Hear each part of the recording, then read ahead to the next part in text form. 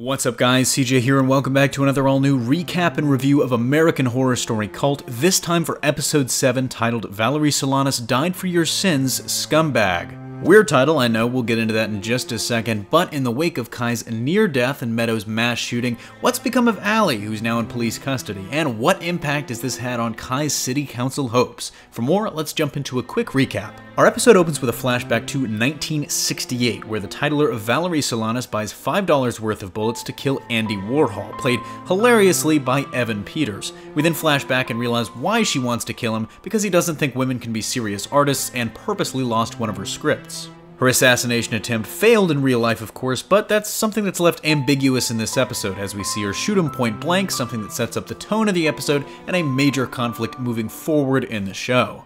Back in the present, news reports reveal how the public has seen the mass shooting of last episode. We learn that Meadow is actually blamed for the attack, not Allie, and Kai has won his city council seat as a result. Beverly is approached by a mysterious woman who hints that she knows the assassination attempt was fake. She goes to Kai's only to find him putting together a Fight Club-esque cult of all men from around the country, seemingly putting her on the back burner. Kai seems to be forcing the woman out, something that Winter and Ivy agree is a problem. Beverly brings them the mysterious woman she met, Bibi Babbitt, who ties us back to Valerie Solanas and the near assassination of Andy Warhol. Flashing back again to 1968, we see her plan, as the assassination of Warhol was only the beginning. Her organization, Scum, the Society for Cutting Up Men, would kill couples, and we get a pretty ridiculous jumping the shark twist here in that Scum was actually the Zodiac Killer.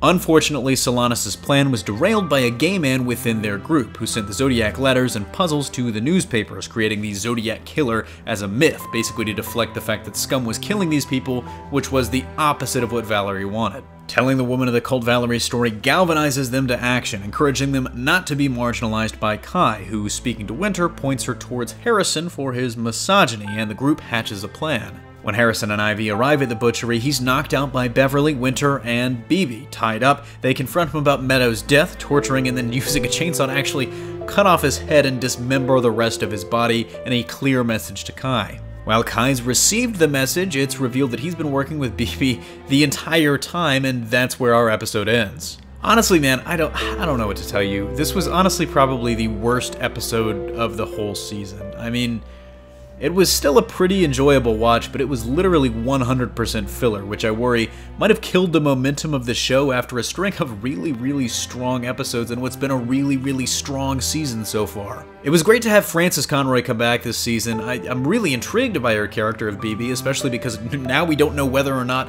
what anything she said was true, as it was revealed she's working with Kai, and we really don't know what her endgame is, but I'm sure we're going to find out more next episode. I also really loved Evan Peters as Andy Warhol. It was kind of ridiculous on the face of it and really funny, but somehow it kind of worked, and you could tell he really enjoyed playing that role, and I don't know, I just loved it. I also really like, no matter how ridiculous this episode was, it was still Kai pulling the strings, so we haven't quite lost that narrative thread. The group isn't falling apart yet. He's clearly planning something, and to what end he was manipulating them, we'll just have to wait and see, but I hope it was worth it.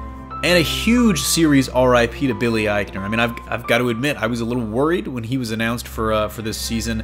Not everyone can make that leap from comedy to drama seamlessly. I get that this show is kind of ridiculous, so maybe it was a little bit of an easier transition, but he absolutely killed it in this role, and now I can't wait to see him in more dramatic stuff in the future. But those were the only real highlights for me. I mean, having most of this episode set 50 years in the past was interesting, and I love the period piece aspect of it, but I just kind of found myself like sitting there and thinking, why? Why are we doing this? Why are we literally dedicating the entire episode to this flashback? Like Scum, okay, but Scum as the Zodiac Killer?